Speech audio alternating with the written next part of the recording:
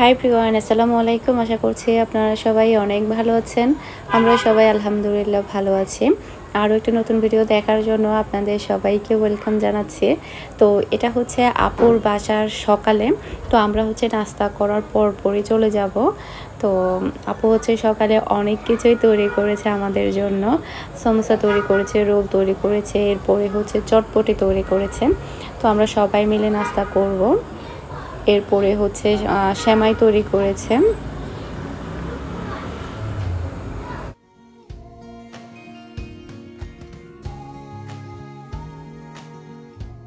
যারা কিন্তু এখন মাত্র ঘুম থেকে উঠছে, নুসাইবা, দোহা, তারপরে হচ্ছে মিহির, ওরা মাত্রই ঘুম থেকে উঠেছে। তো ওদেরকে বলছিলাম ফ্রেশ হয়ে আসো, এরপরে হচ্ছে আমরা সবাই মিলে একসাথে নাস্তা করে ফেলবো।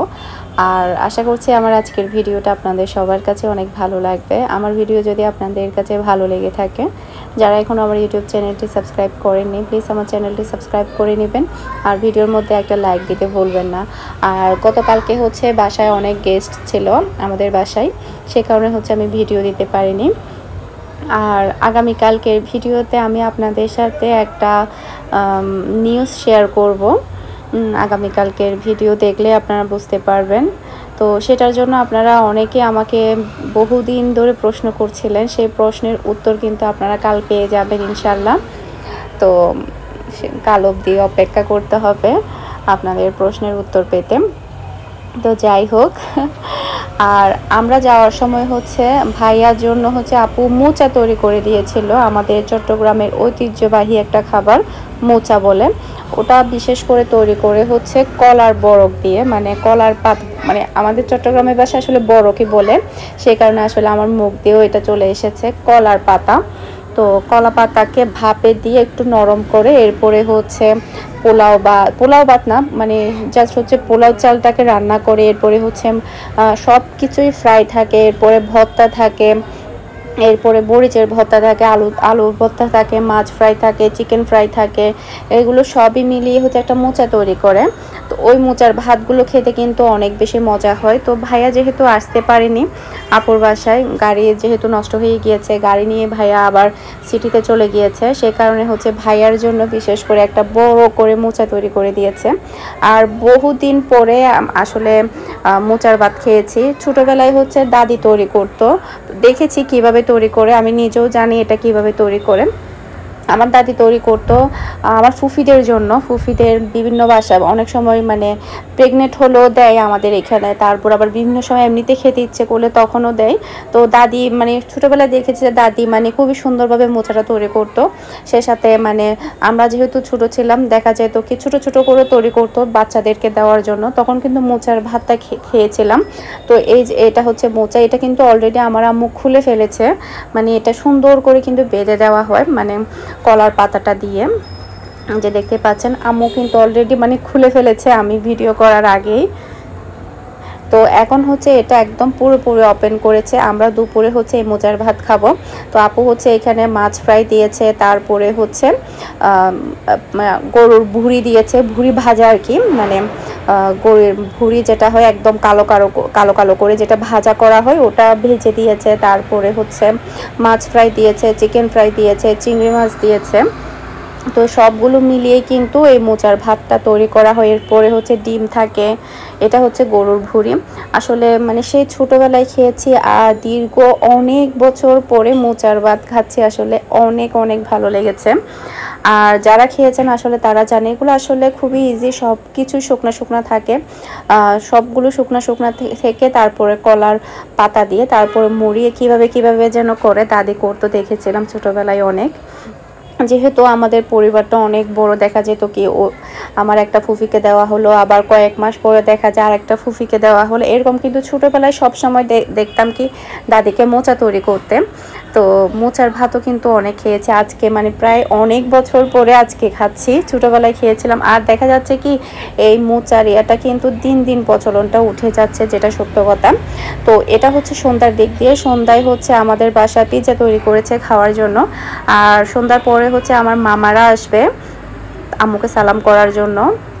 তো মামাদের জন্য হচ্ছে একটা রিং পিৎজা তৈরি করা হয়েছে। তো আপনারাও চাইলে রিং পিৎজাটা অর্ডার করতে পারেন। তো আমার ফেসবুক পেজ কিংবা হচ্ছে আমার কন্ট্যাক্ট নাম্বারটা আমার ডেসক্রিপশন বক্সে থাকবে, সেই সাথে কমেন্টে পিন করা থাকবে।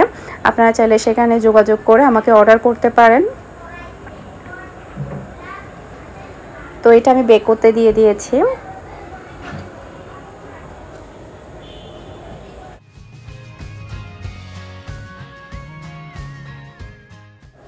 তো এখন হচ্ছে আমি পিৎজাটা কাটবো আমাদের সবার জন্য, নাস্তার জন্য। এরপরে হচ্ছে আমরা পিৎজা খাবো, তারপরে চা খাবো।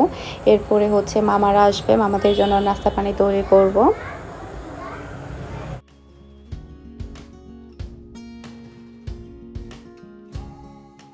আর ঈদের পরে কিন্তু ড্রেসের অনেকগুলো নিউ কালেকশন চলে এসেছে আমার হাতে। আগামীকালকে বা এর পরের দিন ইনশাল্লাহ এক এক করে আমি একটার পর একটা শেয়ার করব আপনাদের সাথে।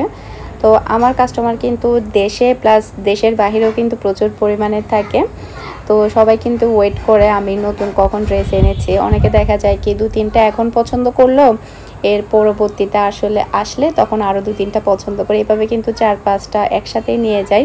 এরকমও কিন্তু অনেক সময় হয়।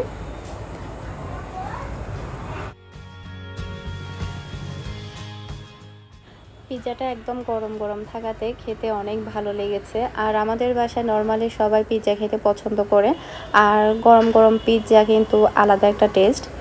আর মিহি তো আগে থেকেও পছন্দ করতো, ওমানে থাকতেও মিহি পিৎজা অনেক বেশি পছন্দ করতো। তো এখানে হচ্ছে মামাদের জন্য নাস্তা রেডি, মামারা চলে এসেছে। তো ওনাদের জন্য হচ্ছে সব কিছু টেবিলে রেডি করেছে।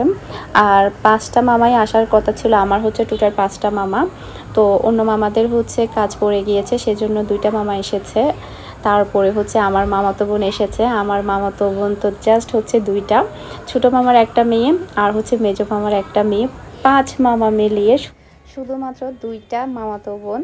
তো আমার নানার বাড়ির ফ্যামিলিতে কিন্তু মেয়ের সংখ্যাটা অনেক বেশি কম, আর দাদার বাড়ির দিক দিয়ে কিন্তু মেয়ের সংখ্যাটা অনেক বেশি।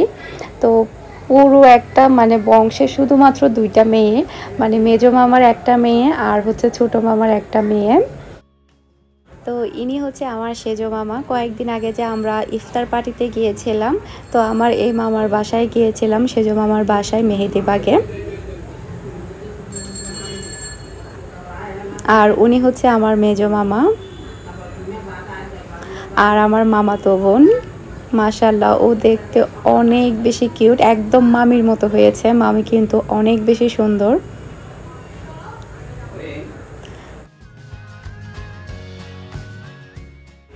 আর ও কিন্তু বয়সের দিক দিয়ে অনেক বেশি কম, দেখতে হয়তো বা অনেকের মনে হয় যে মানে অনেক বড় হয়ে গিয়েছে, কারণ হচ্ছে ওর জন্য কিন্তু আমার কাছে বিয়ের প্রস্তাব এসেছিল, সেই কারণে আসলে বলা। ও কিন্তু মাত্র ক্লাস 6-এ পড়ে, কিন্তু মামা মামি হাইটের দিক দিয়ে অনেক লম্বা হওয়াতে আফসারও কিন্তু অনেক লম্বা হয়ে গিয়েছে খুব তাড়াতাড়ি।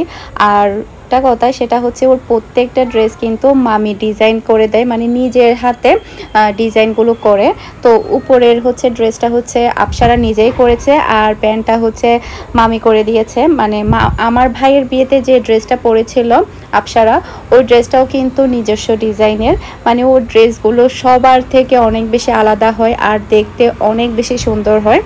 আর ওর ড্রেসের প্রশংসা কিন্তু ভাইয়ার বিয়ের ভিডিওতে আপনারা অনেকেই করেছেন, সে কারণে আসলে একটু বলে দিলাম। এগুলো কিন্তু নিজস্ব ডিজাইনের ড্রেস, মানে বাহিরে থেকে কিনা না, সে কারণে কিন্তু একটু আলাদা থাকে আর ডিফারেন্ট থাকে। আর দেখতে মাশাল্লাহ ওকে অনেক সুন্দর লাগছে। তো এখানে হচ্ছে মামা, তারপরে হচ্ছে আম্মু, সবাই মিলে হচ্ছে গল্প করছে। তো মামা বলছিল একসাথে ছবি উঠিয়ে দিতে ভাই আর বোনের। তো মেজো মামাকে বলছিলাম আপনিও যান, একসাথে 3 জনের ছবি উঠিয়ে দেই।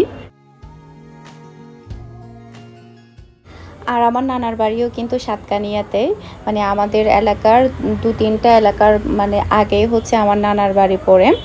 এরপরে হচ্ছে এমনিতে কিন্তু সবাই থাকে হচ্ছে সিটিতে। আমার নানার বাড়ির 99% মানুষ হচ্ছে সিটিতে থাকে। ম্যাক্সিমাম কিন্তু এখন দাদার বাড়ির সবাইও কিন্তু এখন সিটিতে থাকে। দেখা যায় কি এখন তো মানুষ দেখা যায় সবাই শহরমুখী হচ্ছে, সেক্ষেত্রে দেখা যায় বেশিরভাগ রিলেটিভ কিন্তু সিটির মধ্যেই। আর মেজো মামা আসার সময় আমার জন্য শাড়ি নিয়ে এসেছে, সেই শাড়িটা আপনাদের সাথে অবশ্যই শেয়ার করব। শাড়িটা অনেক বেশি পছন্দ হয়েছে সবার, বিশেষ করে কালারটা অনেক বেশি পছন্দ হয়েছে, আম্মুকে অনেক ভালো মানাবে।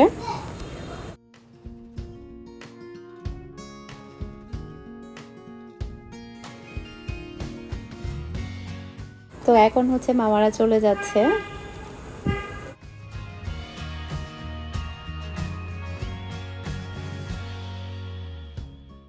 তো আম্মুর শাড়িটা হচ্ছে এখানে তো ফেমাস হচ্ছে মামার দোকান, মানে সেজো মামার হচ্ছে দোকান। সেজো মামার কিন্তু দুইটা দোকান, একটা হচ্ছে মেগা শপ আর আরেকটা হচ্ছে ফেমাস।